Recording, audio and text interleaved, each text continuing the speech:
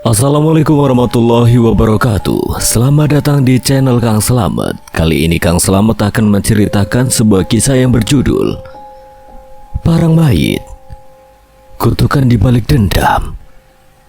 Cerita ini ditulis oleh Ristori, dan sebelum kita masuk ke ceritanya, buat kalian yang belum subscribe channel ini, tekan tombol subscribe-nya terlebih dahulu dan tekan tombol notifikasinya agar kalian tidak ketinggalan cerita seram lainnya dari Kang Slamet. Gak usah berlama-lama lagi, langsung saja kita masuk ke ceritanya. Parang Mayit, Kutukan di Balik Dendam. Si pengung nurah dewa Tentanya dan bila tebal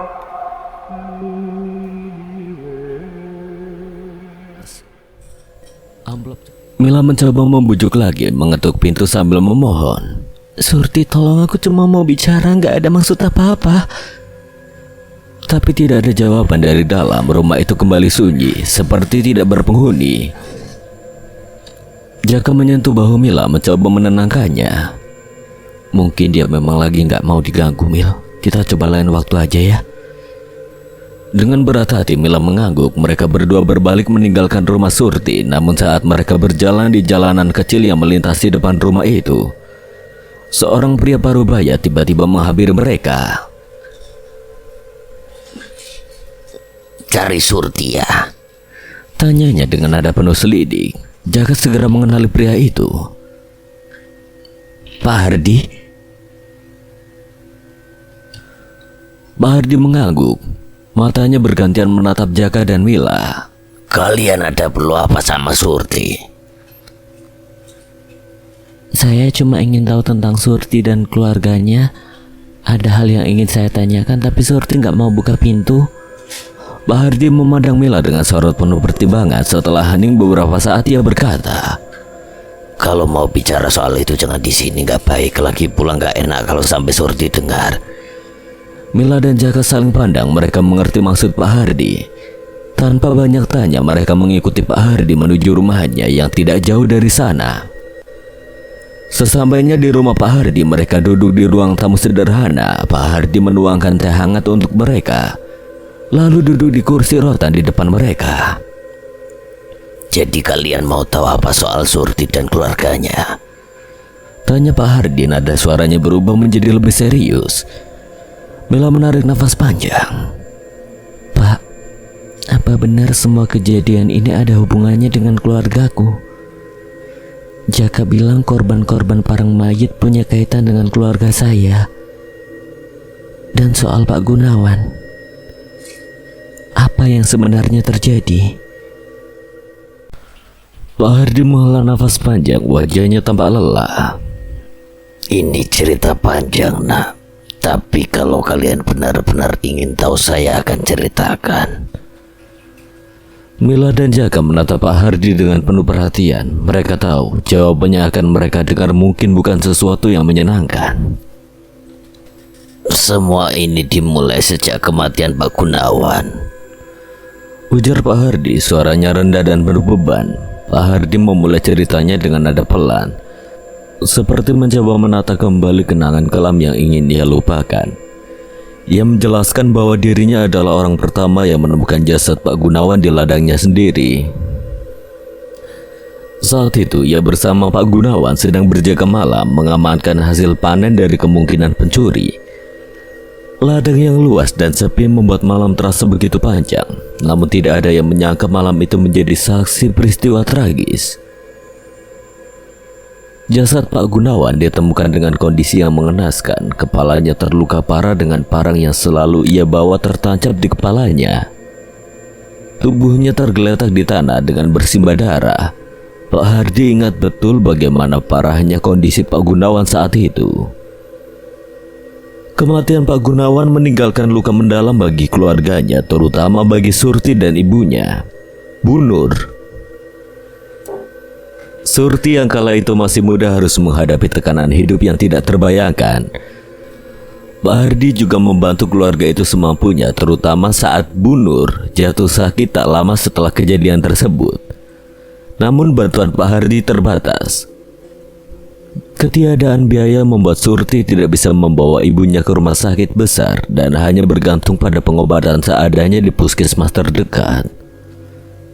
Dalam kondisi itu, Surti tidak punya pilihan lain selain menjual tanah peninggalan Pak Gunawan, tanah yang sejak lama diincar oleh Juragan Damar.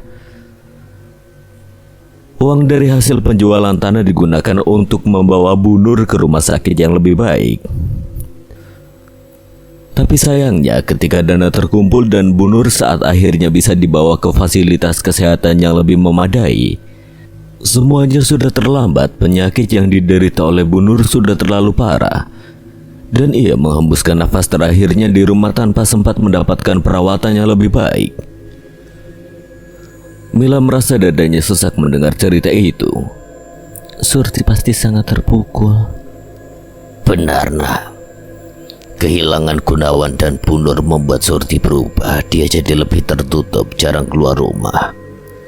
Kalau ada yang mencoba mendekatinya, dia langsung marah atau mengusir mereka. Saya paham mungkin itu caranya melindungi diri dari rasa sakit. Mila menunduk, merasakan rasa bersalah yang tidak bisa ia ungkapkan. Ia tidak menyangka bahwa Surti harus memulai penderitaan yang begitu berat.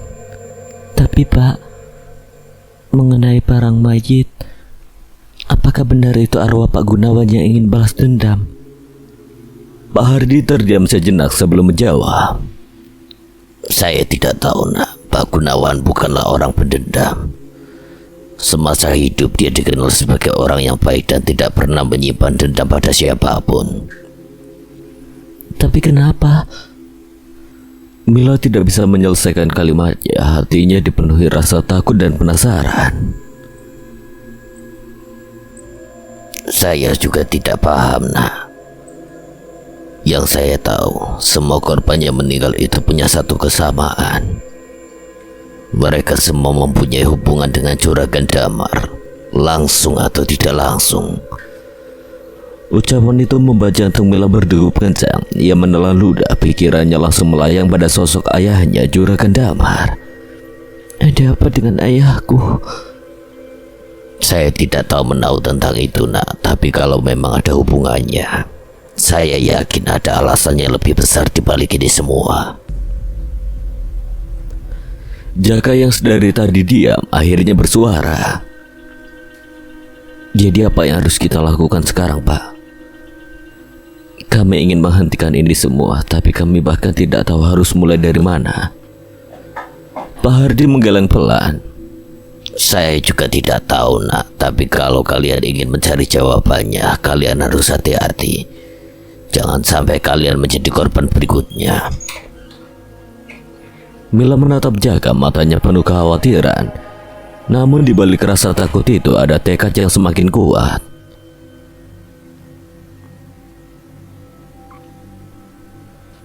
Aku harus tahu, Jaka, kalau ini ada hubungannya dengan keluargaku. Aku tidak bisa diam saja. Aku akan tetap membantumu, Mila, apapun yang terjadi. Namun di dalam hati mereka berdua ada perasaan mencekam. Mereka tahu bahwa jalan yang akan mereka tempuh bukanlah jalan yang mudah atau aman. Malam itu, langit gelap tanpa rembulan, hanya suara angin berbisik di antara pepohonan tua di sekitar ladang bekas milik Pak Gunawan. Joko berjalan terhuyung-huyung bersama Jamal dan seorang wanita sewaan yang ia bawa untuk bersenang-senang. 2 botol anggur merah masih berada dalam plastik hitam, bergoyang-goyang mengikuti langkahnya. Jamal sebenarnya tidak ingin ikut, tapi Joko terus memaksanya. Ayolah Jamal, jangan jadi pengecut. Parang mayit itu cuma berita buat nakut-nakutin bocah. Setibanya di gubuk reot yang mereka tuju, suasana semakin mencekam. Tidak ada suara binatang malam, hanya keheningan yang memeluk mereka. Tapi Joko yang sudah setengah mabuk tidak peduli. Di sini aman, gak ada yang bakal ganggu, katanya sambil membuka botol anggur dan menuangkannya ke dalam gelas plastik. Wanita itu yang awalnya tampak tenang mulai merasa gelisah. Mas, tempat ini kok serem banget ya. Kayak ada yang liatin. Kamu ini penakut juga ya. Santai aja, nggak ada apa-apa di sini. Joko meminum anggurnya langsung dari botol. Jam terus berdetak dan waktu pun menunjukkan tengah malam. Sisa anggur di botol terakhir sudah hampir habis dan ketiganya semakin kehilangan kendali. Joko dengan mata merah akibat alkohol mulai mengarahkan perhatiannya pada wanita itu. Ia mulai merayunya dengan kasar sementara Jamal hanya duduk diam terlihat tidak nyaman. Jamal, kamu minum aja dulu, giliranmu nanti. Ia mulai membuka kemejanya. Ia mencoba melanjutkan niatnya. Wanita yang sudah mabuk itu sudah tidak memperdulikan apa yang dilakukan Joko.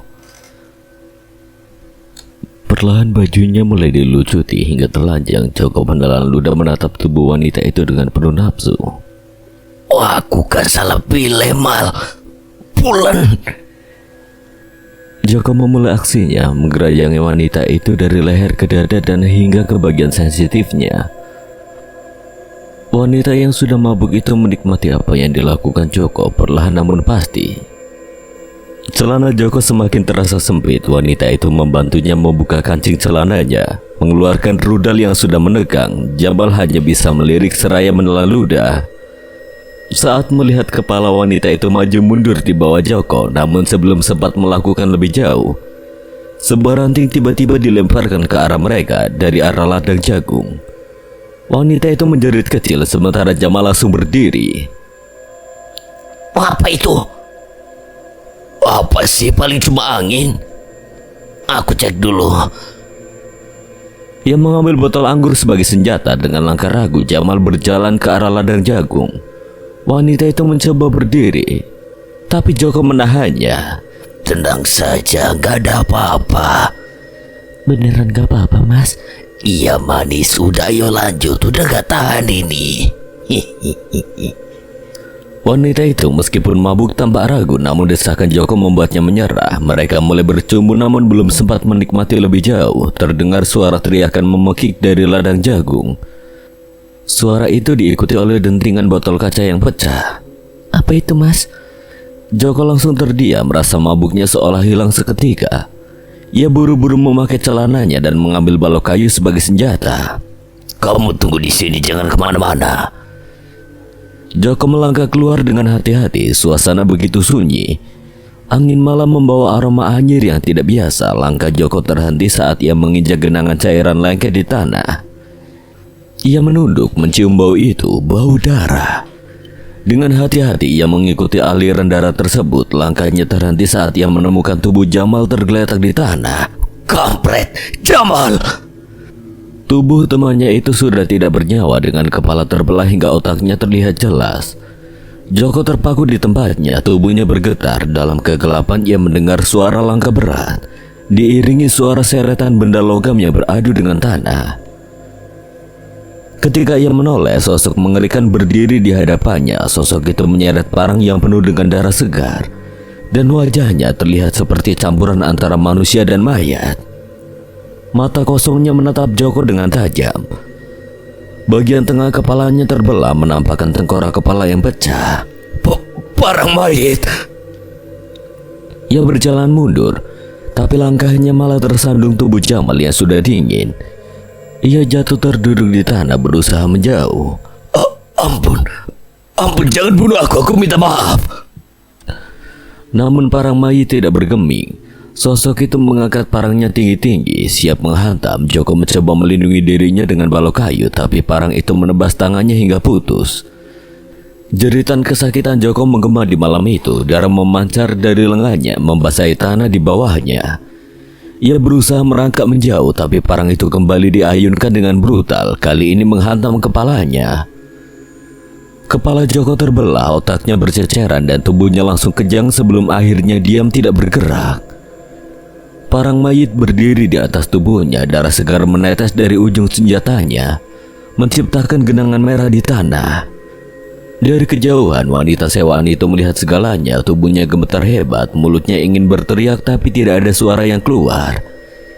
Ia tahu jika ia tetap tinggal di sana, ia akan menjadi korban berikutnya. Dengan sisa-sisa keberanian yang ia miliki, Ia berlari meninggalkan gubuk itu berharap bisa menyelamatkan nyawanya. Matahari yang baru saja terbit perlahan mulai memancarkan sinarnya ke permukaan desa yang diliputi ketegangan. Pagi itu suasana berbeda dari biasanya. Hiruk pikuk warga berbondong-bondong menuju gubuk dekat ladang bekas milik Pak Gunawan. Tempat ditemukannya jasad dua pria yang tewas mengenaskan. Tubuh mereka penuh dengan luka sabetan parang, terutama di bagian kepala, yang membuat siapapun bergidik melihatnya. Di rumah Juragan Damar, suasana awalnya tenang. Pria itu tengah duduk santai di teras bersama Mila, putrinya dan istrinya. Namun keheranan mulai muncul ketika mereka melihat banyak warga berlalu lalang dengan raut wajah panik. Juragan Damar segera menghentikan salah seorang warga yang sedang berjalan cepat. Ada apa ini? Kenapa ramai sekali? Juragan, ada pembunuhan. Joko dan Jamal ditemukan tewas di gubuk dekat ladang. Kepalanya hancur seperti disabet parang. Mendengar kabar itu, wajah Juragan Damar langsung berubah. Dia mengenal Joko sebagai salah satu anak buahnya yang paling patuh. Mila yang mendengarnya ikut terkejut. Perasaan campur aduk antara takut dan penasaran menyelimuti mereka. Tanpa pikir panjang, Juragan Damar segera menyalakan mobil jeep hitam miliknya. Mila memutuskan ikut bersamanya untuk melihat apa yang sebenarnya terjadi. Sesampainya di sana, kerumunan warga sudah memadati area gubuk. Mereka memberi jalan ketika melihat Juragan Damar datang. Sadar bahwa Joko adalah salah satu anak buahnya di antara kerumunan, terlihat beberapa perangkat desa yang mencoba mengatur situasi. Juragan Damar melangkah mendekat dengan sorot mata tajam, namun begitu pandangannya tertuju pada tubuh Joko yang terkapar mengenaskan. Dia terpaku. Luka di kepala Joko begitu parah hingga isi kepalanya terlihat jelas, bercampur dengan darah yang mengering di tanah. Mila yang mengikuti dari belakang menutup mulutnya menahan mual. Juragan Damar menoleh pada salah satu warga yang berdiri di dekatnya. Siapa yang melakukan ini? Katanya ini ulah parang mayit, Juragan. Parang mayit? Siapa yang bilang ini perbuatan parang mayit? Wanita sewaan yang semalam bersama mereka, Juragan. Dia selamat dan sekarang diamankan di rumah Pak Kades untuk dimintai keterangan. Tanpa membuang waktu, Juragan Damar dan Mila segera pergi menuju rumah kepala desa. Suasana di rumah Pak Kades dipenuhi perangkat desa dan beberapa warga yang tampak waspada. Di sana terlihat seorang wanita muda duduk di pojok ruangan. Wajahnya pucat pasi, jelas sekali dia masih diliputi trauma. Kehadiran Juragan Damar langsung menarik perhatian. Semua orang berdiri memberi hormat. Pak Kades, apa yang sebenarnya terjadi? Tanya Juragan Damar tanpa basa-basi, sorot matanya penuh amarah. Pak Kades mempersilahkan Juragan Damar duduk, tetapi pria itu memilih berdiri. Melihat itu, Pak Kades langsung menjelaskan. Juragan, menurut keterangan wanita ini, semalam dia bersama Joko dan Jamal di gubuk itu. Mereka mabuk berat dan sepertinya melakukan sesuatu yang tidak pantas. Mila hanya duduk, tidak ingin mendengar lebih lanjut, namun ayahnya mendesak. Lalu apa yang terjadi? Saat sedang asik, tiba-tiba mereka mendengar suara aneh dari luar. Joko menyuruh Jamal memeriksanya. Setelah itu wanita ini mendengar suara teriakan mengerikan dari luar. Ketika Joko pergi melihat, dia mendapati Jamal sudah mati dengan kepala terbelah. Lalu parang mayit muncul. Apa dia yakin itu parang mayit?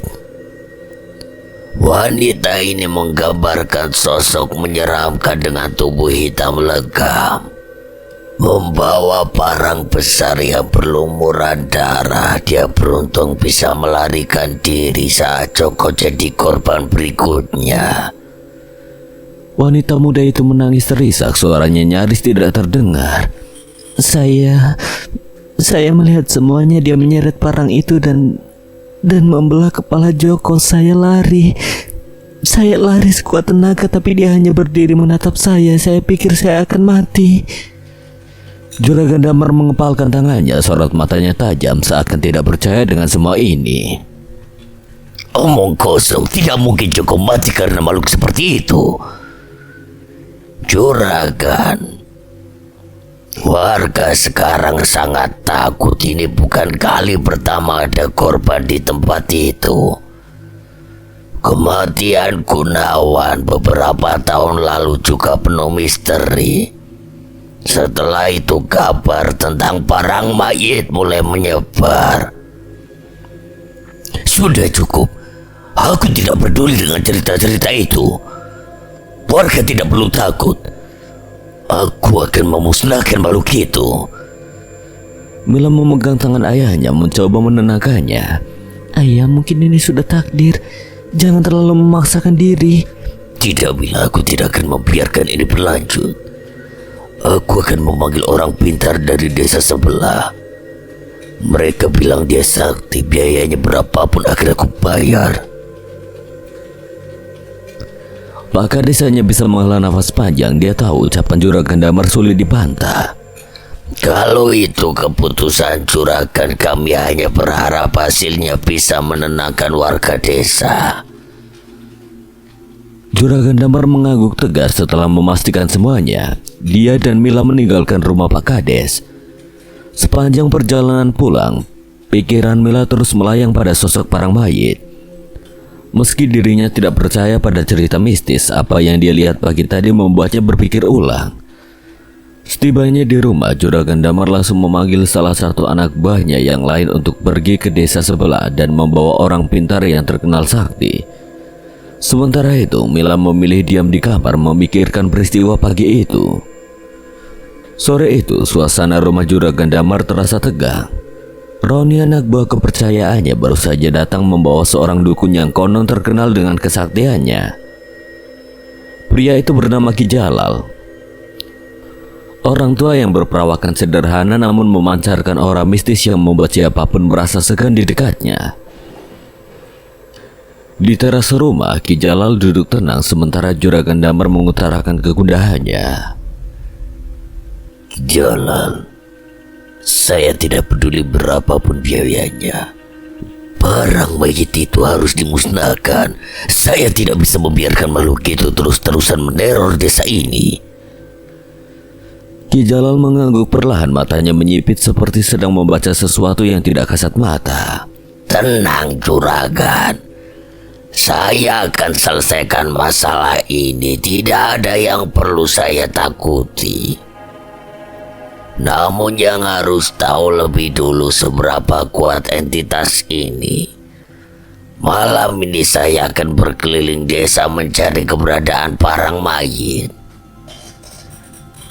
Juragan Damar yang merasa lega mendengar keyakinan Ki Jalal segera memanggil Roni. Roni, malam ini kamu ikut Ki Jalal. Apapun yang dia perlukan, bantu dia.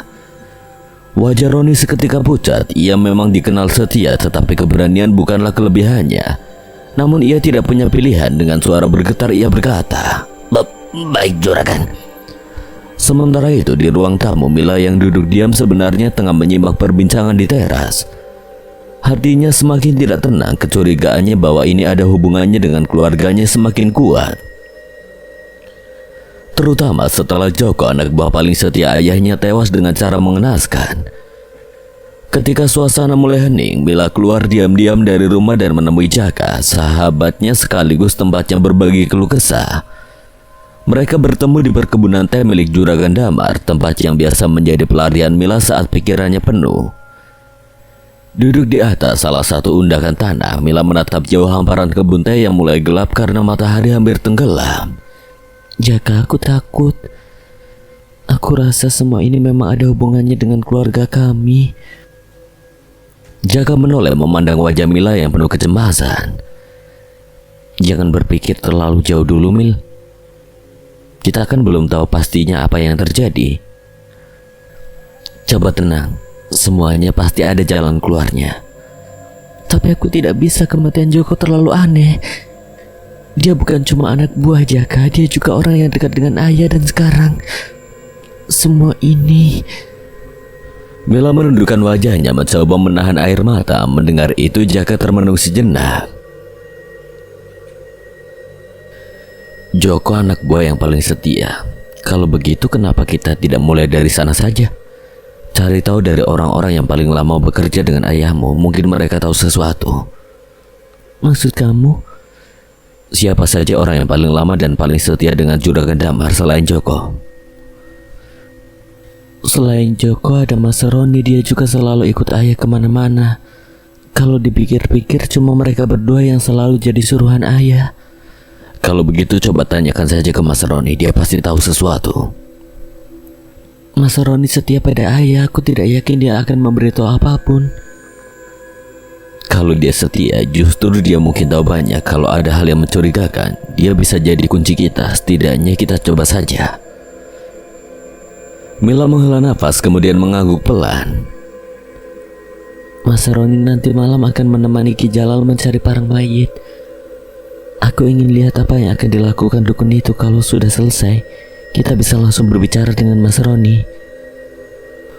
Malam-malam ikut melihat itu, kalau sesuatu terjadi itu terlalu beresiko. Jaka, aku harus tahu. Kalau aku tidak mencari tahu sekarang, aku tidak akan bisa tenang. Tapi aku tidak akan bisa melakukannya sendirian.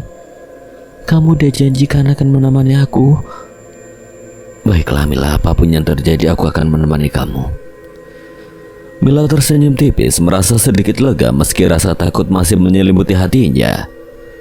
Keberadaan Jaka di sisinya memberinya keberanian untuk menghadapi malam yang penuh misteri itu. Malam itu begitu sunyi. Setelah memastikan kedua orang tuanya sudah terlelap, Mila membuka pintu belakang dengan hati-hati. Angin malam menyapa kulitnya, membawa aroma embun yang mulai turun dari atas perkebunan. Dengan senter HP di genggamannya, Mila melangkah pelan menyusuri jalan setapak yang gelap menuju kebun belakang, tempat di mana Jaka sudah menunggunya.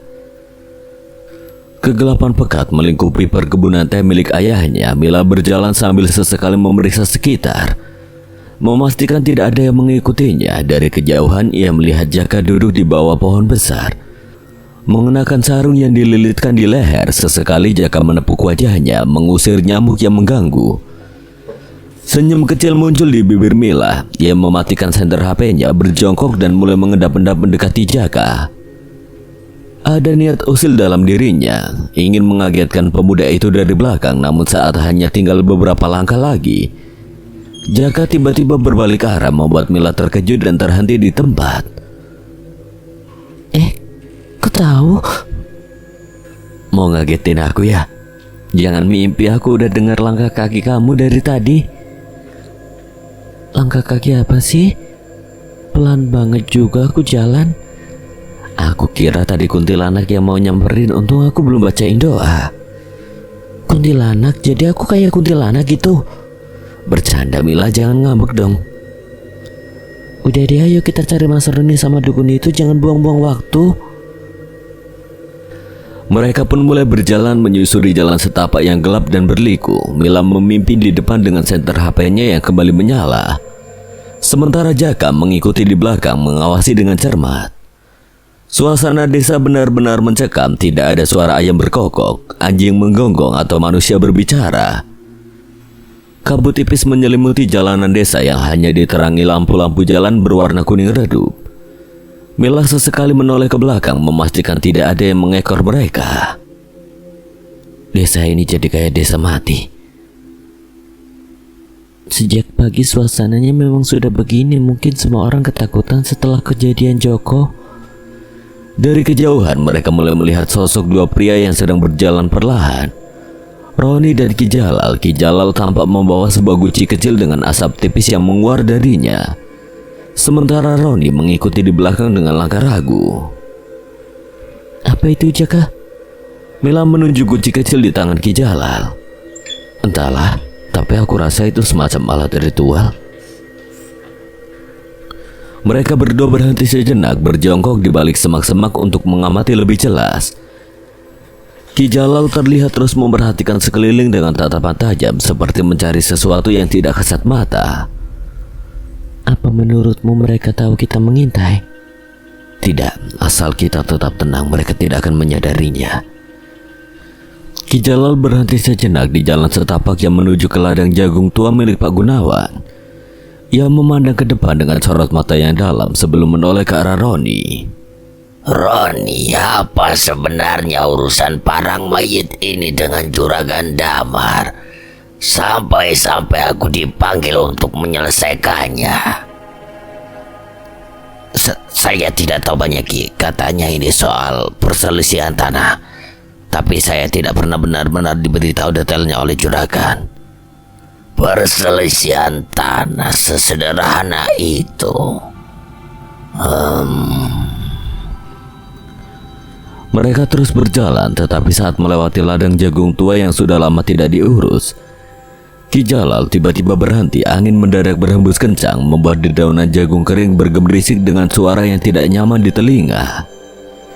Ki Jalal menoleh perlahan ke arah ladang, matanya menyipit tajam.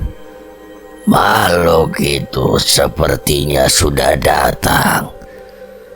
Roni terdiam di tempatnya, keringat dingin mulai mengalir di dahinya. Tangannya gemetar, tidak tahu harus berbuat apa. Dari kejauhan, Mila dan Jaka yang bersembunyi di balik semak-semak merasakan hawa dingin yang berbeda.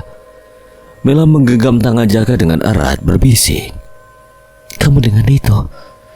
Jaka mengangguk, samar-samar suara dentingan besi yang seperti diseret terdengar dari kejauhan.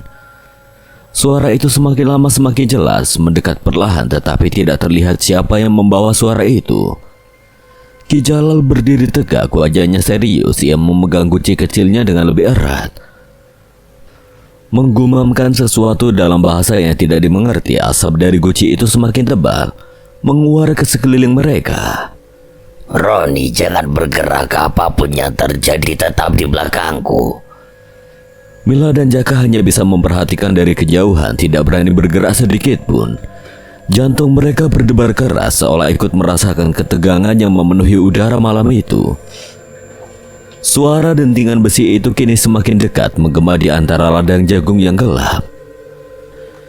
Mila merasa seluruh tubuhnya bergetar, seolah ada sesuatu yang menekan dadanya. Jaka, apa kita harus pergi saja? Kita harus lihat apa yang akan terjadi. Sementara itu, dari kegelapan ladang jagung, sesuatu mulai muncul, sesuatu yang membuat malam itu terasa semakin mencekam. Roni melangkah mundur dengan keringat dingin membasahi keningnya. Suara dentingan besi yang diseret itu seperti tanda bahwa sesuatu yang mengerikan tengah mendekat. Ia tahu itu parang mayit, sosok yang selama ini menjadi momok bagi desa. Ki Jalal berdiri tegar, meskipun dalam hatinya ia merasakan tekanan besar dari aura jahat yang semakin dekat. Ia mengangkat guci yang ia pegang, mulutnya melantunkan mantra dalam bahasa yang tidak dipahami. Dengan gerakan perlahan, ia menaburkan serbuk dari kantong kecil ke dalam guci, membuat asap yang keluar semakin tebal. Dari kegelapan ladang jagung muncul sosok makhluk menyeramkan. Sosok itu adalah parang mayit, dengan kepala yang terbelah dan wajah yang berlumuran darah segar. Tubuhnya dipenuhi tanah merah yang mengering, seolah ia baru saja bangkit dari kubur. Parang besar berkarat tergenggam di tangannya, mengeluarkan aura kematian yang mencekam. Ki Jalal menatap makhluk itu dengan mata terbelalak. Ia merasakan dendam membara yang menyelimuti parang mayit. Makhluk ini bukan setan biasa. Dia diliputi oleh amarah dan dendam yang sangat besar. Ini tidak akan mudah. Ki Jalal mengambil kantung hitam berisi beras yang telah diritualkan. Ia melangkah maju, mendekati parang mayit dengan hati-hati. Dengan gerakan cepat ia melemparkan segenggam beras ke arah makhluk itu. Tubuh parang mayit berasap seketika saat butiran beras menyentuhnya, membuat makhluk itu mengeram marah. Raungannya menggetarkan udara malam, menambah suasana menjadi semakin tegang. Beras ini tidak cukup kuat. Ia meletakkan guci yang dipegangnya di tanah lalu duduk bersila. Tangannya mulai membuat gerakan aneh sambil mulutnya terus melantunkan mantra. Angin tiba-tiba berhembus kencang, membuat dedaunan di sekitar mereka berterbangan. Parang mayit meraung keras seperti merespons serangan Ki Jalal. Tubuhnya bergetar hebat, tetapi ia terus melangkah maju dengan penuh amarah. Ki Ki Jalal menangkupkan kedua tangannya, fokusnya sepenuhnya tertuju pada makhluk itu. Dari kejauhan, terlihat seolah mereka sedang saling dorong dengan kekuatan tak kasat mata. Namun parang mayit terlalu kuat dengan raungannya memekakkan telinga. Ia mengayunkan parangnya ke arah Ki Jalal. Meskipun tidak langsung mengenainya, energi serangan itu cukup untuk membuat Ki Jalal terpental jauh ke belakang, menabrak pohon besar dengan keras. Ki Jalal terbatuk, darah segar mengalir dari sudut bibirnya. Nafasnya tersengal-sengal dan tubuhnya tampak lemah. Roni segera menghampiri, wajahnya penuh kekhawatiran. Ki, apa Anda baik-baik saja? Aku tidak bisa, amarah makhluk itu terlalu besar. Setan ini bukan seperti yang biasa aku hadapi. Dari kejauhan, Mila dan Jaka menyaksikan kejadian itu dengan tubuh gemetar. Mereka melihat parang mayit perlahan mendekati Ki Jalal dan Roni. Parang besar di tangannya terangkat tinggi. Mila, kita harus pergi. Ini terlalu berbahaya. Aku tidak bisa membiarkan mereka mati. Tanpa berpikir panjang, Mila keluar dari persembunyiannya dan berlari ke arah Ki Jalal dan Roni. Jaka berusaha menahannya, tetapi terlambat. Mila sudah berada di tengah ladang jagung, berhadapan langsung dengan parang mayit. Pak Gunawan, jika itu benar Anda, saya tahu Anda bukan orang yang pendendam. Anda orang baik, dan semua warga mengetahuinya. Tidak seharusnya dendam ini terus berlanjut. Ki Jalal meski terluka memperingatkan Mila. Itu bukan arwah Pak Gunawan, itu roh jahat yang menggunakan tubuhnya. Selama dendamnya belum selesai, dia akan terus meminta korban. Parang mayit tidak merespon kata-kata Mila. Ia terus melangkah maju, auranya semakin menekan. Semua orang di sekitar merasa tubuh mereka sulit bergerak, seperti ditahan oleh kekuatan tak kasat mata.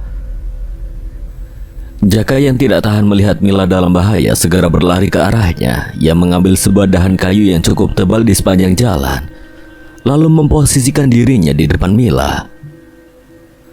Parang mayit mengayunkan parangnya dengan kekuatan penuh ke arah Mila, namun Jaka berhasil menahan ayunan itu dengan kayu di tangannya. Suara benturan keras terdengar membuat kayu itu retak. Pergi cepat, menjauh dari sini. Jaka menahan kekuatan luar biasa dari parang mayit. Ia terus bertahan dengan kayunya yang hampir patah. Mila dan Roni meski takut mencoba mencari cara untuk membantu.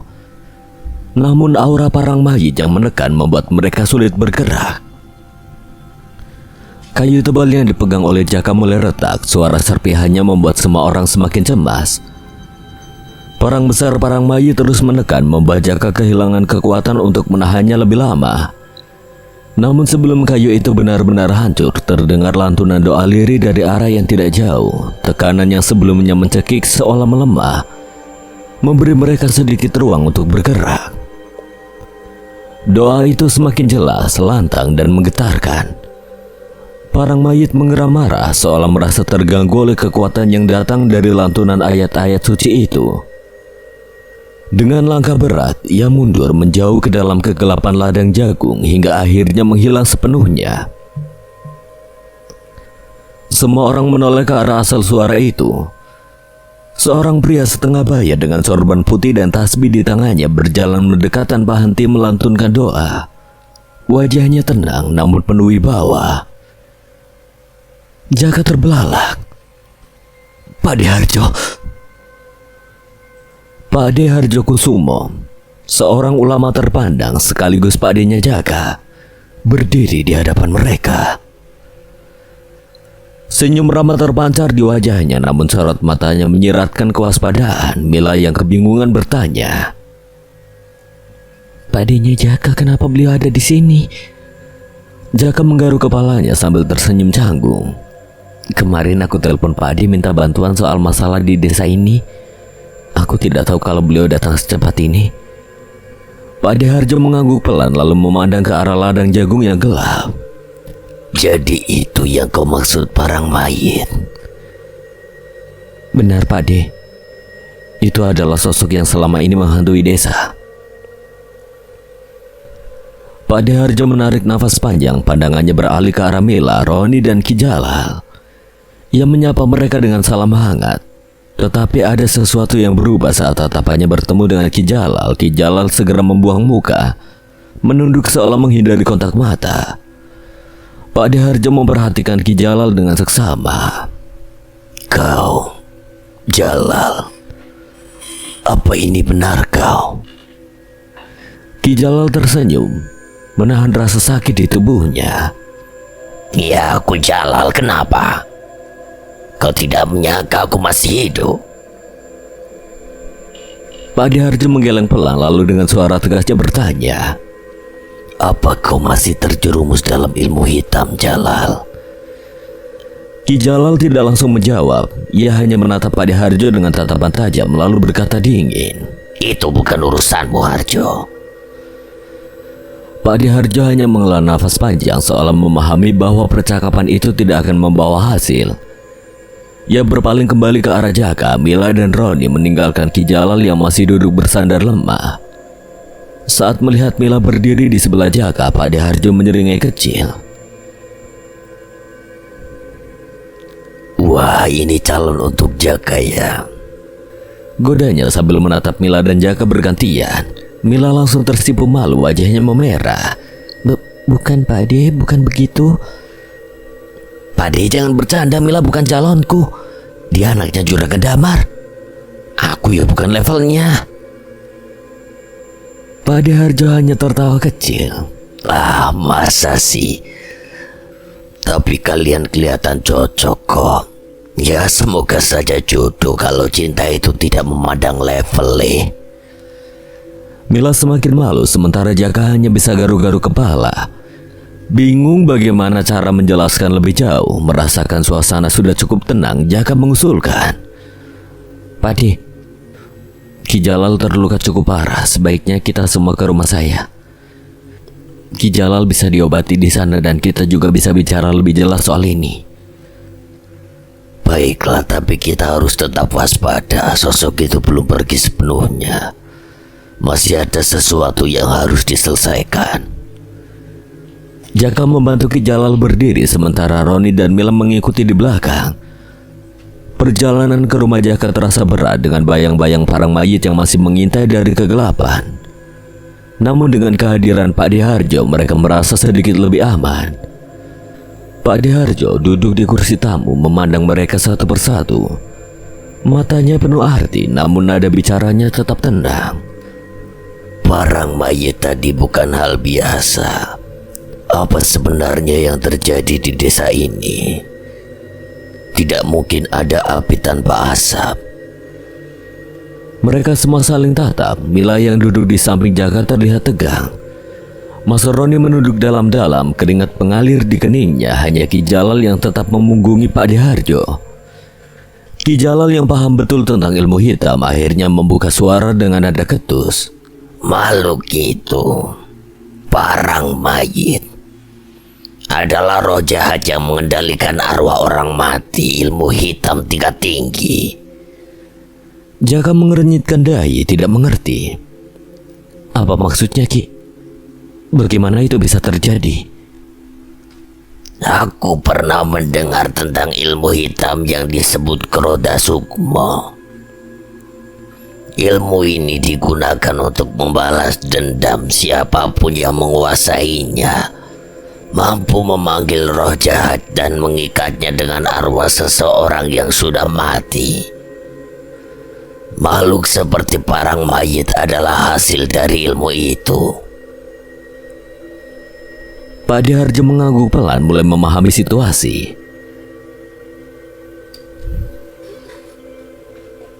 Jadi ada seseorang yang menggunakan ilmu itu. Pastilah orang itu menyimpan dendam yang begitu dalam. Benar. Biasanya orang yang memakai Kroda Sukmo adalah mereka yang sudah benar-benar kehilangan akal. Dihancurkan oleh sakit hati dan terpuruk dalam kehidupan. Mereka rela menanggung resiko besar demi melampiaskan dendamnya. Mila yang mendengarkan penjelasan itu mendadak tertegun. Dalam benaknya satu nama muncul. Surti, ia pernah mendengar Surti salah satu warga yang pernah menjadi korban kezaliman ayahnya, Juragan Damar. Dengan suara pelan Mila berkata, Apa mungkin Surti yang melakukan ini? Jaka mengangguk setuju. Bisa jadi, tapi semua ini mungkin berawal dari pembunuhan Pak Gunawan. Sejak kehilangan kepala keluarga, hidup mereka semakin sulit. Ini bisa saja akarnya. Ucapan itu membuat semua mata tertuju pada Mas Roni yang sejak tadi diam dengan kepala tertunduk. Mila menatapnya tajam lalu bertanya dengan suara bergetar, Mas Roni, apa benar pembunuhan Pak Gunawan ada hubungannya dengan ayahku? Kau tahu kan, kau selalu di sisinya. Mas Roni perlahan mengangkat wajahnya, ketakutan tergambar jelas di matanya. Ia menelan ludah sebelum mengangguk pelan. Jawaban itu seperti petir di siang bolong bagi semua yang mendengarnya. Mila terkejut dan hampir kehilangan kata-kata. Dengan suara yang nyaris pecah, ia memohon, Mas, ceritakan semuanya, tolong. Apa yang sebenarnya terjadi? Mengapa ini berhubungan dengan ayahku? Mas Roni memandang mereka satu persatu, matanya berkaca-kaca.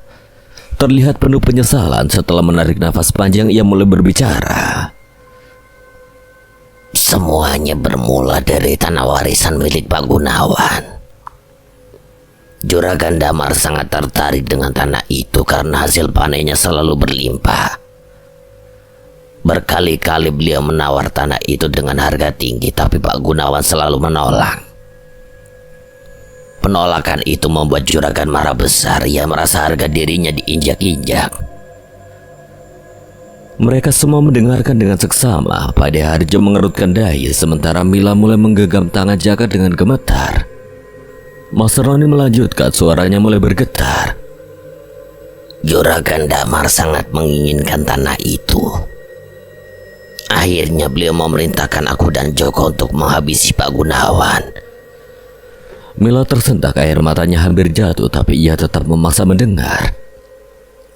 Kalian membunuh Pak Gunawan? Mas Roni mengangguk pelan. Iya, malam itu saat Pak Gunawan sedang berjaga di ladangnya, kami mendatanginya. Joko yang melakukannya dengan parang milik Pak Gunawan sendiri. Dia melakukannya dengan cara yang kejam.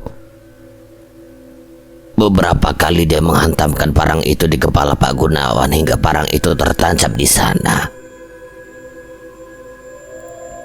Suasana ruangan itu berubah sangat mencekam. Mila terisak pelan, sementara Jaka mengepalkan tangan berusaha menahan emosi. Mas Roni melanjutkan dengan suara penuh penyesalan. Aku sebenarnya takut, tapi aku dibutakan oleh uang. Juragan menjanjikan bayaran besar dan aku mengkhianati nuraniku. Sekarang aku benar-benar menyesal, tapi semuanya sudah terlambat. Dendam itu telah tumbuh dan mungkin sekarang menghantui kita semua. Semua orang saling menatap. Keheningan yang berat menyelimuti ruangan itu. Mila menutup wajahnya dengan kedua tangan, menangis dalam diam. Jaka menoleh pada Pak De Harjo, berharap ada jawaban atau solusi dari situasi ini. Namun tatapan Pak De Harjo terlihat lebih gelap dari sebelumnya. Dendam ini, jika tidak dihentikan, akan membawa lebih banyak korban. Kita harus segera mencari orang yang menggunakan Kroda Sukmo sebelum semuanya terlambat. Di ruang tamu yang kini penuh dengan aura berat, Mila terisak, air matanya terus mengalir. Ia memandang semua orang dengan sorot mata hancur. Aku tidak menyangka ayahku bisa melakukan hal sesadis itu. Hanya demi tanah. Jaka yang duduk di sebelahnya mencoba menenangkan. Ia menggenggam tangan Mila dengan lembut. Mila, aku tahu ini sulit, tapi kita akan menyelesaikan semua ini bersama. Jangan khawatir, aku di sini. Mas Roni yang sejak tadi tertunduk akhirnya bicara lagi. Aku benar-benar menyesal. Aku tidak pernah berpikir kalau semuanya akan menjadi seperti ini. Bahkan Joko, dia sudah jadi korban. Aku takut aku juga akan menjadi korban berikutnya. Pak De Harjo yang mendengarkan dengan seksama menghela nafas panjang. Ia kemudian bangkit dari duduknya, memandang semua orang di ruangan itu. Semua ini adalah pelajaran besar. Keserakahan hanya membawa kehancuran.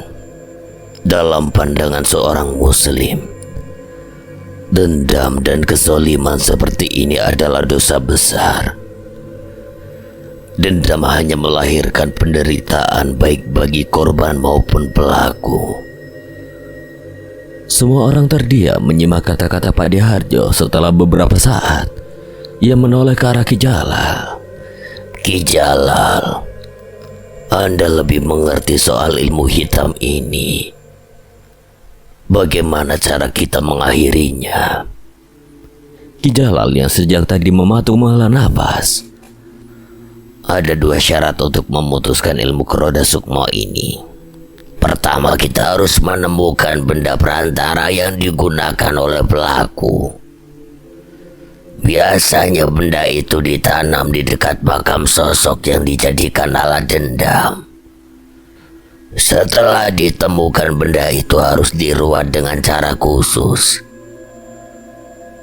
Syarat pertama mungkin kita bisa lakukan, lalu syarat kedua?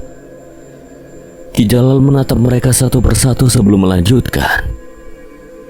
Yang kedua jauh lebih sulit. Pengguna ilmu ini harus menghentikan dendamnya. Dia harus memaafkan dan melepaskan semua kebencian di hatinya. Mila terdiam. Ia memikirkan Surti, wanita yang kemungkinan besar adalah pelaku. Dengan nada penuh keraguan ia berkata, Tapi bagaimana caranya? Surti tidak mau ditemui, bahkan untuk mendengar nama kami saja dia pasti sudah muak. Pak Diharjo kembali angkat suara, kali ini lebih lembut. Mila, dendam itu seperti api yang menyala-nyala. Kadang seseorang hanya membutuhkan seseorang yang mau mendengarkan untuk mulai memadamkan api itu. Wanita biasanya lebih nyaman berbicara dengan sesama wanita. Kalau begitu, cobalah kau temui Surti sendirian. Bicara baik-baik dengannya, katakan maksudmu. Mila ragu sejenak lalu mengangguk pelan. Baik Pak De, aku akan mencoba menemuinya kalau itu satu-satunya cara akan aku lakukan. Ia kemudian menoleh ke arah Mas Roni. Mas, apakah Mas siap mengakui kesalahan Mas kepada pihak yang berwajib? Ini sudah jauh melampaui batas. Mas Roni mengangkat wajahnya dengan tegas. Ia berkata, Aku siap, Mila. Aku akan menyerahkan diriku. Aku tahu ini salahku. Aku siap menerima konsekuensinya. Tapi, apakah kau tidak masalah jika ayahmu Juragan Damar juga ikut terseret? Aku yakin dia pasti akan terlibat.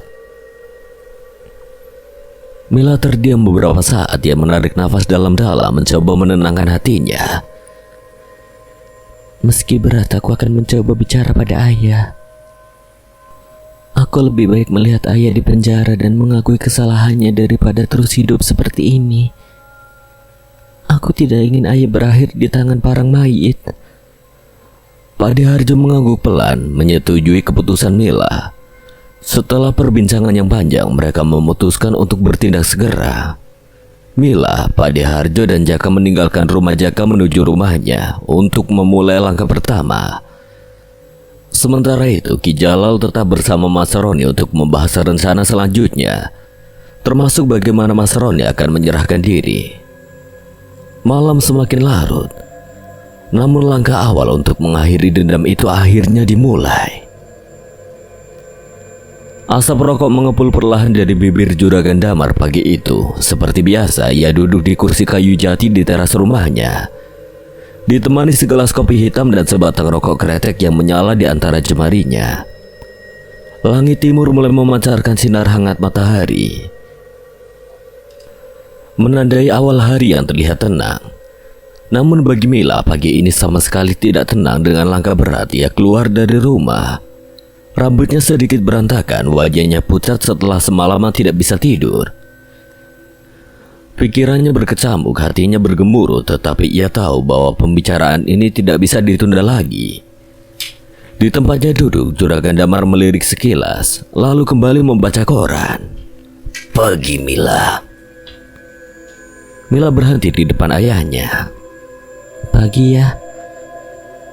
Jawabnya dengan suara yang hampir bergetar yang menarik kursi di depan Juragan Damar dan duduk perlahan. Jari jemarinya saling menggenggam erat di atas meja mencoba menenangkan diri.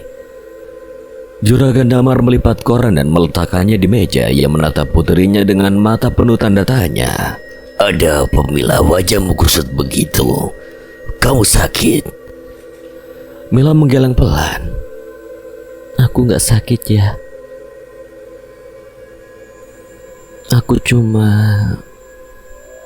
Aku mau bicara.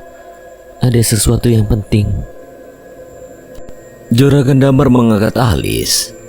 Kalau penting langsung saja bilang. Kamu butuh uang, mau beli sesuatu, ayah bisa memberikan.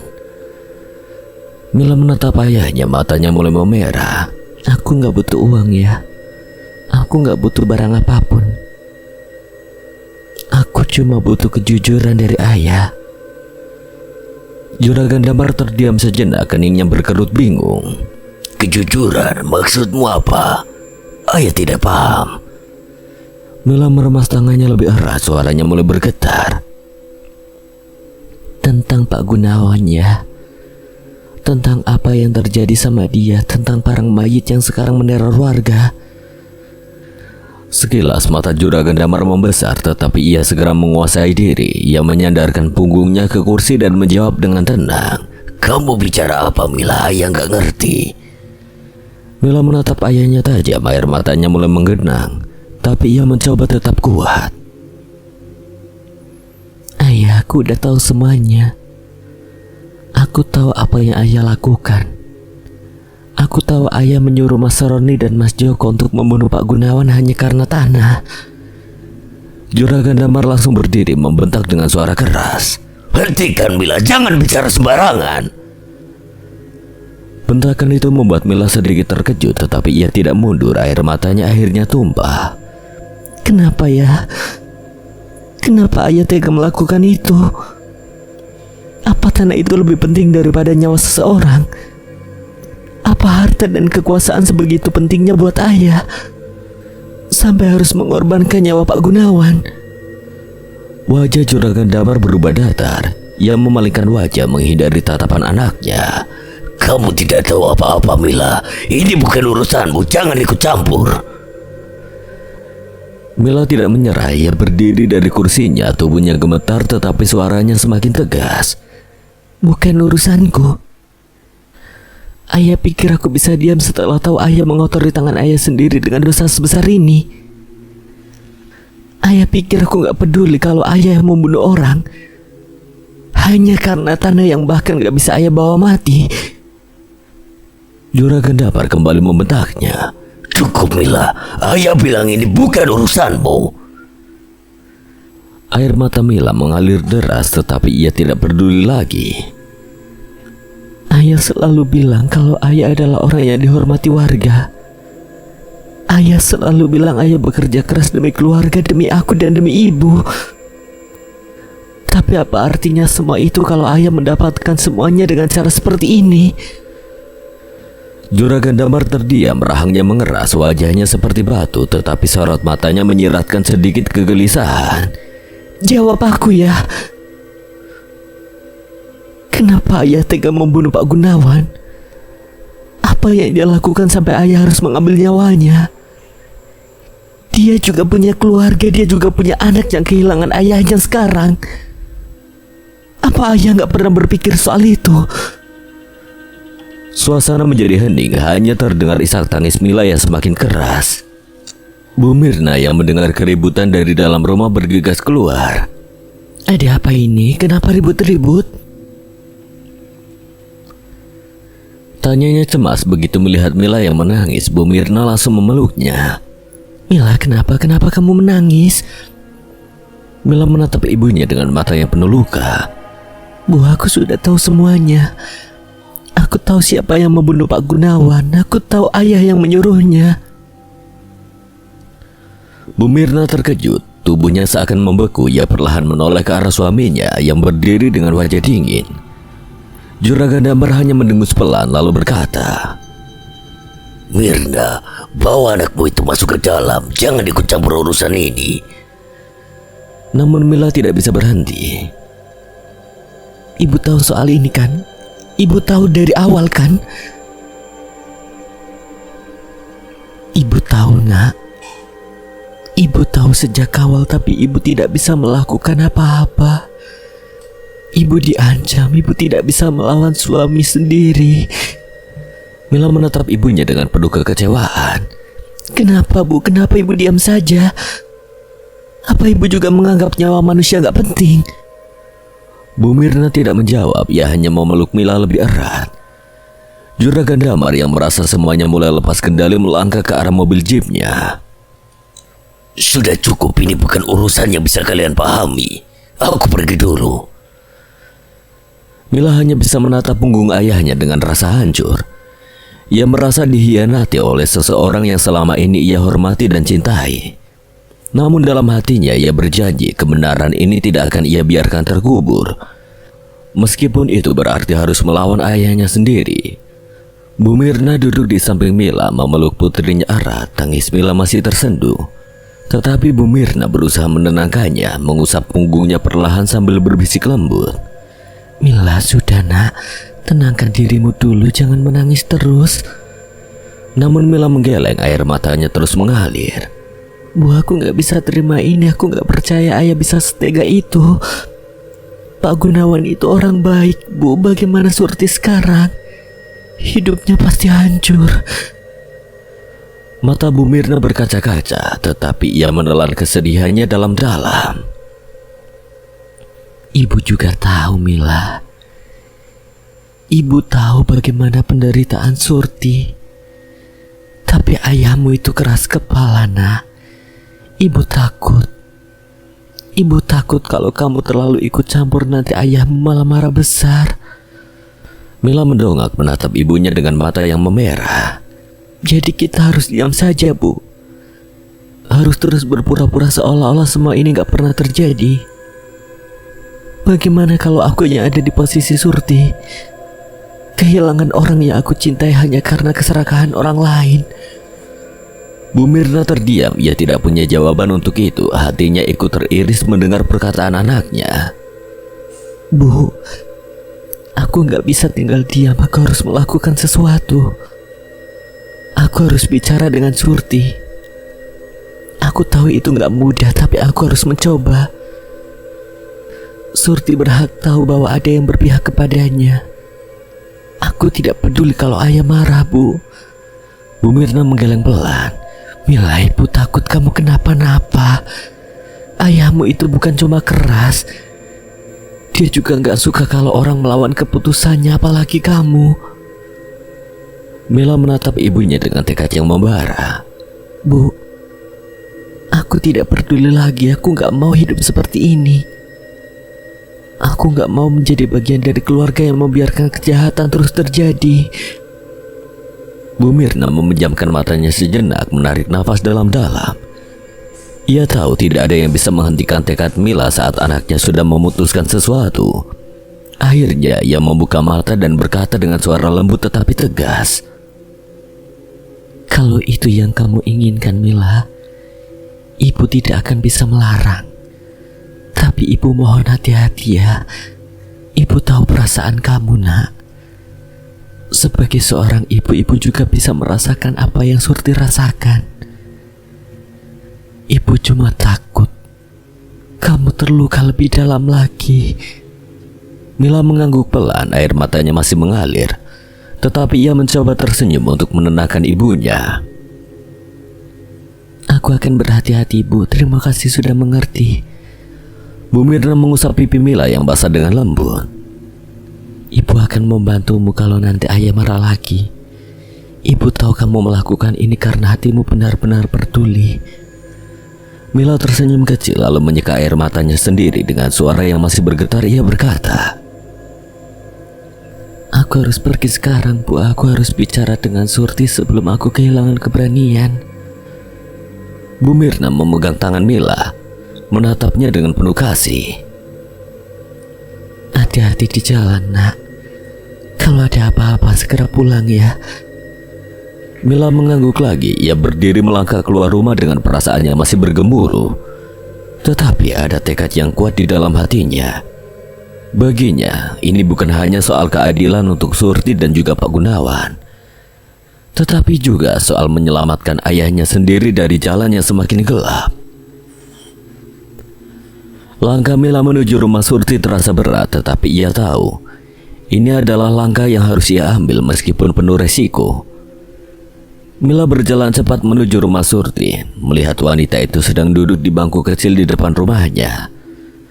Tatapan kosong terpancar dari wajah Surti, seolah jiwanya terseret jauh oleh lamunan kelam. Mila mempercepat langkahnya, berharap Surti tidak masuk ke dalam rumah sebelum ia sempat berbicara. Namun saat ia hampir tiba di pekarangan rumah, Surti berdiri perlahan. Tatapannya tajam langsung mengarah ke arah Mila, dingin dan menusuk tanpa sepatah kata. Surti berbalik dan berjalan menuju pintu rumahnya. Surti, tunggu sebentar. Seru Mila setengah berlari menuju pintu rumah. Namun Surti tetap berjalan, tidak menghiraukan panggilannya. Tepat saat pintu hampir tertutup, Mila menyelipkan tangannya di celah pintu. Ia menahan pintu itu dengan tubuhnya meski terasa berat melawan tekanan dari Surti. Surti, tolong dengarkan aku. Aku hanya ingin bicara, tolong beri aku kesempatan. Pulang saja, Mila. Aku tidak ingin berbicara denganmu. Balas Surti dingin sambil tetap mencoba menutup pintu. Mila tidak menyerah. Ia menatap Surti dengan mata memerah, mencoba menyampaikan ketulusan melalui suaranya. Aku mohon Surti, aku tahu semuanya salah. Aku tahu ayahku salah, tapi setidaknya beri aku kesempatan untuk berbicara. Aku ingin membantu menyelesaikan ini.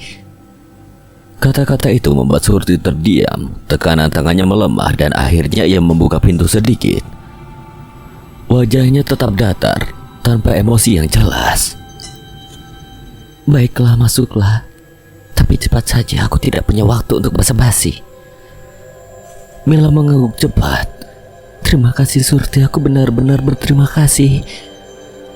Surti membiarkan Mila masuk ke dalam rumah. Dari luar rumah itu terlihat usang dan tidak terawat, tetapi saat Mila melangkah masuk, ia dikejutkan oleh kondisi di dalamnya. Lantainya bersih mengkilap, perabot sederhana tersusun rapi, dan udara di dalam rumah terasa segar. Ada kesan bahwa meski hidupnya sulit, Surti menjaga rumah ini dengan sepenuh hati. Duduk saja.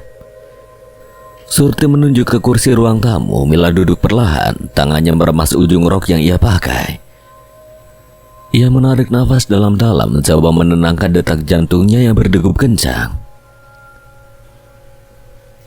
Aku ingin tahu bagaimana keadaanmu, Surti. Aku harap kamu baik-baik saja. Ucap Mila dengan hati-hati mencoba membuka percakapan. Surti hanya mengangkat bahu kecil. Aku masih bernapas. Kalau itu yang kau maksud, langsung saja. Mila, kau datang ke sini bukan untuk basa-basi kan? Mila terdiam sejenak, menunduk lalu menatap Surti dengan mata berkaca-kaca.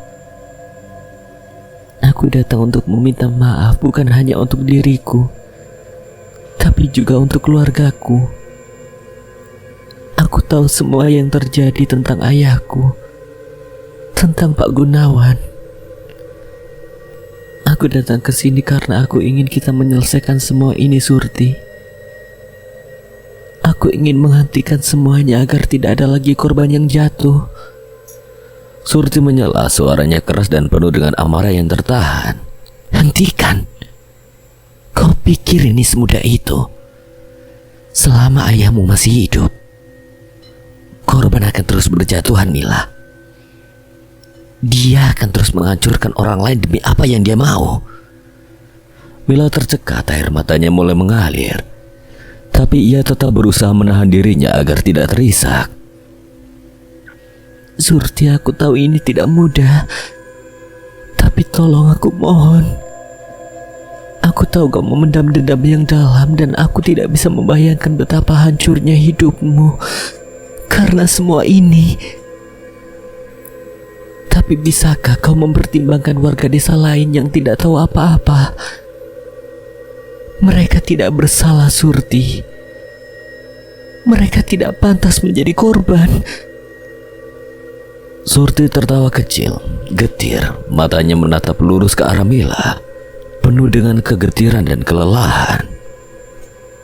Mila, kau tidak tahu apa-apa tentang rasa sakitku. Hidupku sudah hancur sejak hari itu.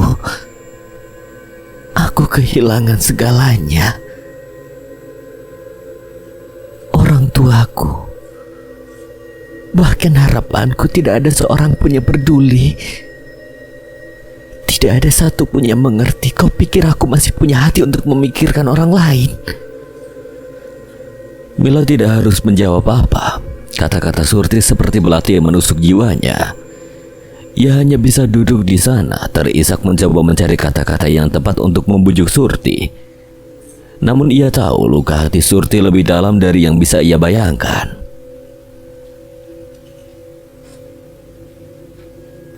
Mila menatap Surti dengan penuh rasa iba. Ia tahu, baik semua dendam dan amarah yang diluapkan, sahabat masa kecilnya itu hanyalah seseorang yang terluka dan kehilangan segalanya. Dengan suara lirih Mila berkata, Surti, aku mengerti perasaanmu. Aku minta maaf. Aku benar-benar meminta maaf karena baru tahu semua ini sekarang. Kau adalah sahabat kecilku. Aku tidak pernah membayangkan hidupmu akan menjadi seperti ini. Surti menatap matanya penuh kesedihan bercampur kemarahan. Sudah terlambat, Mila. Kau tidak ada saat aku benar-benar membutuhkan. Semuanya telah terjadi. Mila terdiam sejenak mencoba meredahkan gejolak di dadanya. Mungkin benar aku terlambat, tapi aku di sini sekarang, Surti. Tolong hentikan semua ini sebelum kau terperangkap dalam rasa dendam yang tidak akan pernah berakhir. Aku berjanji semua yang terkait dengan pembunuhan Pak Gunawan akan mendapatkan ganjarannya. Mas Roni akan mengakui kesalahannya kepada pihak berwajib dan ayahku. Aku berjanji dia juga akan mempertanggungjawabkan perbuatannya. Surti tertegun, air mata perlahan menggenang di matanya, tapi ia mencoba menahan diri. Dengan suara bergetar karena kesedihan, ia berkata, Kalau begitu, apakah bapak dan ibu akan hidup kembali? Apakah mereka akan bangkit seperti dulu, Mila? Mila menggeleng, matanya juga penuh dengan air mata. Aku tahu tidak ada yang bisa mengembalikan mereka, Surti. Tapi menyimpan dendam seperti ini tidak akan membuat semuanya lebih baik. Justru itu hanya akan semakin menghancurkanmu. Surti mendadak berteriak, suaranya dipenuhi kemarahan dan keputusasaan. Biarkan saja, Mila, biarkan aku seperti ini. Toh tidak ada yang peduli lagi denganku. Tidak ada lagi yang peduli. Tanpa pikir panjang, Mila berdiri dan memeluk Surti erat. Ia membiarkan air mata yang jatuh di bahu Surti, menyampaikan kehangatan yang telah lama hilang dari kehidupan sahabatnya itu. Surti mencoba meronta, tapi kehangatan itu perlahan meruntuhkan dinding emosinya. Surti, kau tidak sendirian. Aku ada di sini. Aku berjanji akan selalu ada untukmu sebagai sahabat, sebagai keluarga. Tapi tolong, sudahi dendam ini, biarkan aku membantumu. Aku ingin melihatmu hidup bahagia lagi, Surti. Aku akan mewarnai hari-harimu yang selama ini dipenuhi kesepian. Surti mulai menangis, tangisannya pecah memenuhi ruangan dengan isak yang selama ini tertahan.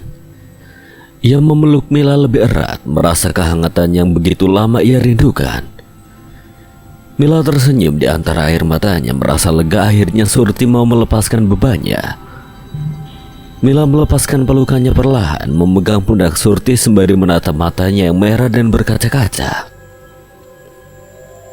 Surti, aku minta tolong. Tolong hentikan semuanya, jangan perpanjang masalah ini lagi.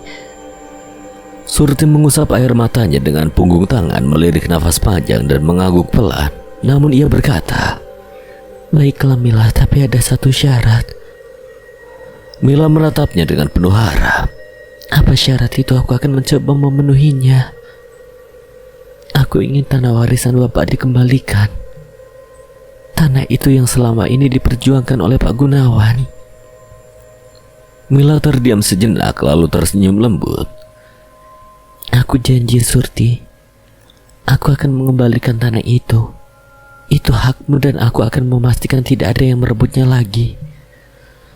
Surti mengangguk dengan wajah yang sedikit lebih tenang. Mereka kembali duduk di kursi ruang tamu. Namun kali ini tanpa jarak di antara mereka. Mila menggenggam tangan Surti erat. Ceritakan padaku Surti. Aku ingin tahu segalanya. Aku ingin mendengar semua keluh kesahmu.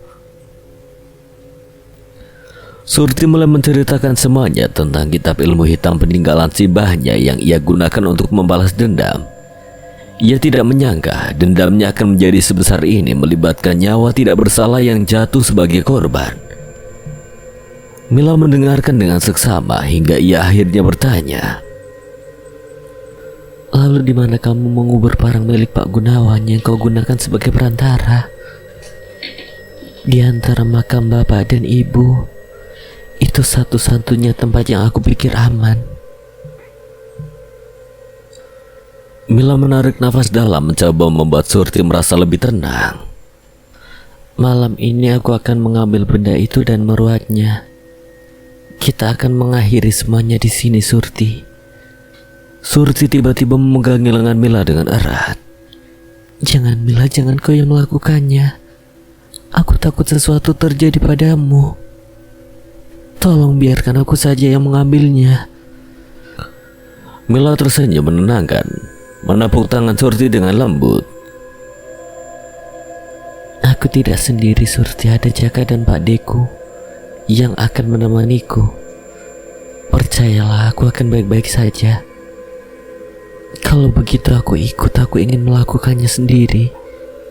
Aku yang memulai semua ini, Mila. Aku juga yang harus mengakhirinya. Mila mengangguk menerima keputusan Surti. Baiklah, kita akan melakukannya bersama-sama. Malam ini Surti, kita akan menyudahi semuanya. Hawa malam terasa begitu dingin, seakan mencekam dengan awan gelap yang menutupi bulan. Kilatan petir sesekali menyambar di kejauhan, tetapi itu tidak menghalangi niat 4 orang yang sudah siap untuk mengakhiri teror parang mayit. Mila, Surti, Jaka, dan Pak Deharjo berjalan bersama di tengah keheningan desa yang hanya dipecah oleh suara gemericik hujan yang mulai turun perlahan. Suasana semakin mencekam saat mereka melangkah mendekati pemakaman. Jaka membawa sekop kecil, alat yang ia harap tidak akan banyak digunakan meskipun ia tahu betul betapa besar resikonya. Di sampingnya, Pak Deharjo membawa air yang telah ia doakan dipercikan dengan harapan bisa membersihkan energi negatif yang menguasai makam ini. Jaka masih belum bisa membayangkan bagaimana Mila berhasil membujuk Surti untuk menghapus dendamnya. Itu adalah hal yang sulit ia pahami. Meskipun ia tahu betapa dalam luka hati Surti. Mereka tiba di pemakaman desa, sepi, hanya ada suara derasnya hujan yang mulai membasahi tanah. Mereka berdiri sejenak saling menatap, mempersiapkan diri sebelum memasuki area pemakaman yang sunyi itu. Mereka berdiri di depan 2 gundukan tanah yang menjadi makam orang tua Surti. Surti menunjuk ke tanah di antara kedua makam itu. Tempat di mana ia mengubur benda perantara, parang milik Pak Gunawan.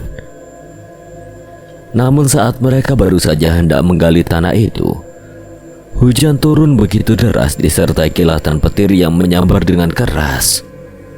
Seakan alam turut merasakan ketegangan malam itu. Meskipun tubuh mereka basah kuyup, mereka tidak mundur, tidak ada waktu lagi untuk ragu. Di balik cahaya kilat petir, terlihat sebuah siluet di sudut pemakaman.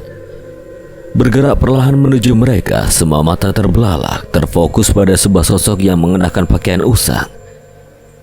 Dengan mata merah menyala, parang mayit. Surti terdiam, tubuhnya kaku melihat penampakan tersebut. Ia melangkah maju tanpa sadar, terpesona oleh arwah Pak Gunawan yang kini berdiri di depannya. Sementara itu, Jaka terus menggali tanah, matanya tidak lepas dari apa yang sedang terjadi. Pak Harjo yang sejak awal waspada segera mengikuti Surti di belakangnya, bersiap jika sesuatu terjadi. Surti berhenti tepat 1 meter dari Pak Gunawan. Air mata mulai menggenang di matanya. Bapak, maafkan aku. Aku sudah membuat Bapak tidak tenang. Tapi aku akan mengakhiri semua ini agar arwah Bapak bisa tenang. Namun Pak Harjo dengan cepat memperingatkan. Jangan terlalu dekat, Surti. Itu bukan Pak Gunawan yang asli. Surti tidak menghiraukan peringatan itu. Langkahnya semakin mendekat. Dan saat itulah tangan dari parang mayit mulai bergerak. Parang yang tergenggam di tangan arwah itu bergerak dengan kecepatan yang mengejutkan, siap untuk melukai siapa saja yang mendekat. Pak Harjo yang sadar akan bahaya ini segera menarik Surti mundur. Jauhkan diri dari dia, Surti. Namun sebelum mereka bisa bergerak lebih jauh, parang mayit sudah mengibaskan parang dengan kejam. Jika saja Pak Harjo tidak menarik Surti mundur, mungkin sudah terlambat. Sabetan parang yang sangat cepat itu melesat hampir saja mengenai Surti. Di tengah kepanikan itu, Pak Harjo segera melantunkan doa dengan penuh keyakinan, berusaha untuk melindungi mereka. Tapi tiba-tiba parang mayit menghilang begitu saja seperti ditelan oleh kegelapan. Mata mereka semua terbelalak, tidak bisa menemukan jejaknya. Namun dalam cahaya kilat, mereka menyadari bahwa parang itu sudah ada di belakang Jaka dan Mila yang masih sibuk menggali tanah. Pak Harjo berteriak keras, "Hati-hati, jauhi dia!" Tapi suara hujannya begitu keras menghalangi suaranya. Pak Harjo dengan cepat melempar sebuah batu ke arah Jaka. Batu itu memantul membuat Jaka menoleh dengan kaget. Namun saat Jaka melihat isyarat dari Pak Harjo, seakan-akan mengatakan padanya untuk pergi, hatinya terasa berat. Saat itulah Jaka melirik ke belakang. Parang mayit sudah mengangkat parang yang tajam mengarah ke arah Mila yang sedang menggali tanah. Dalam sekejap, Jaka langsung melompat dan mendorong Mila keluar dari posisi bahaya itu. "Mila!" teriak Jaka saat tubuhnya terpelanting dan memeluk Mila dengan penuh kekuatan. Sabetan parang yang mengerikan itu langsung mengenai bahu Jaka, membuat luka besar yang mengoyak kulitnya. Jaka! Mila terkejut dan panik melihat darah mengalir dari bahu Jaka yang robek. Namun Jaka tetap memeluknya dengan erat, memastikan dia tetap aman dari serangan parang mayit. Pak Harjo dan Surti segera berlari menuju Jaka dan Mila yang masih berusaha menghindari sabetan parang yang terus meluncur dari tangan parang mayit. Dengan doa yang semakin keras, Pak Harjo terus mengucapkan kalimat suci. Seakan energi doa itu dapat melawan setiap serangan yang datang. Parang mayit yang sebelumnya mengangkat parang dengan niat membunuh terhuyung mundur. Sebuah aura panas seakan mengelilinginya, membuatnya kesakitan dan membuatnya terpaksa mengurungkan niatnya. "Cepat menjauh darinya!" Jaka dan Mila bangkit, berlari beberapa meter menjauh, berusaha untuk mencari tempat yang lebih aman. Nafas mereka berat melihat situasi semakin kritis. Sementara itu, Surti tidak menyerah. Ia melanjutkan menggali tanah, matanya penuh tekad. Tangan Surti yang sudah penuh dengan tanah merah akhirnya berhasil menemukan parang yang ia kubur beberapa waktu lalu. Benda perantara yang membawa teror ini.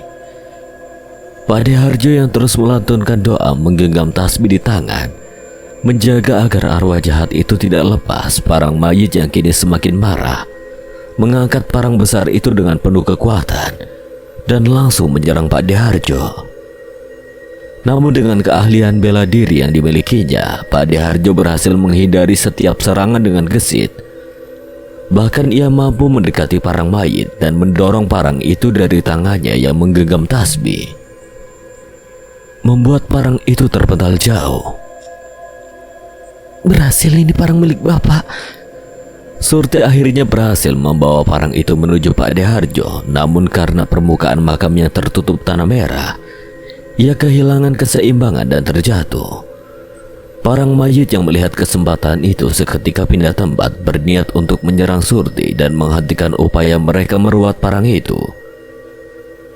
Jaka yang melihat bahaya mengancam segera mengambil batang kayu besar yang ada di sekitarnya dan dengan sekuat tenaga menghantam parang mayit yang sedang mengayunkan senjatanya menuju Surti. Kayu itu membuat parang tersebut berhenti sejenak, meski sudah mulai terkikis oleh kekuatan parang mayit. Mila, cepat bantu Surti. Mila segera membantu Surti berdiri. Mereka berdua berlari menuju Pak De Harjo yang sudah menunggu dengan penuh kesabaran. Surti memberikan parang yang telah ia gali kepada Pak De Harjo, sementara dirinya membuka botol air doa yang sudah dipersiapkan. Dengan hati-hati, Surti mulai menyiramkan air doa tersebut perlahan sambil melantunkan ayat-ayat suci, mencoba menyucikan parang itu dan menghilangkan segala pengaruh jahat yang ada.